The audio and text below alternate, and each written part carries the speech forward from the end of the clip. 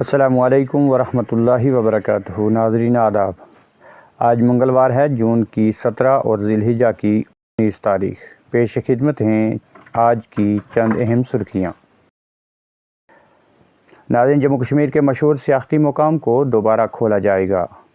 پہاڑوں کی سیر کے لیے 16 معروف سیاحتی مقامات 17 جون سے عوام کے لیے کھول دیے جائیں گے، جس میں پہلگام بھی ہوگا شامل۔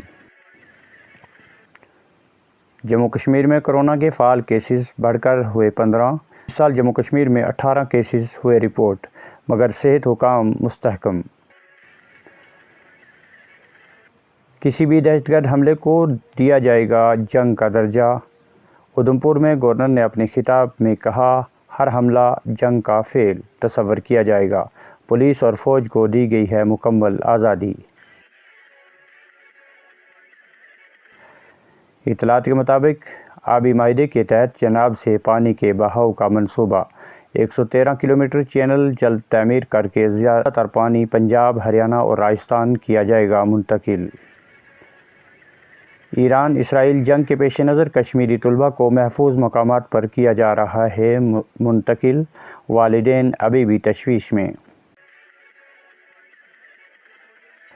جموں و کشمیر کے ضلع ہندواڑہ میں قدیم مسجد کی جگہ پر دھماکہ، 3 افراد شدید زخمی، پولیس انتظامیہ معاملہ کی تحقیقات کے لیے مستعد۔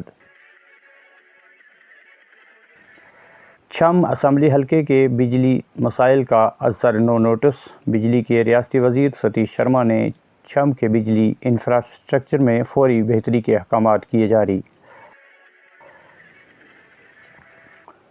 ضلع پونچھ کی ارشیکا ڈبر کا شاندار کارنامہ، انڈر 17 میں پہلی، انڈر 19 میں دوسری پوزیشن حاصل۔ پونچھ میں ڈسٹرکٹ مجسٹریٹ نے شطرنج چیمپئن شپ 2025 کا کیا آغاز، 70 کھلاڑیوں کی شرکت۔ ضلع ترقیاتی کمشنر پونچھ وکاس کنڈل نے کھیلوں کے ذہنی اور جسمانی اہمیت پر دیا زور۔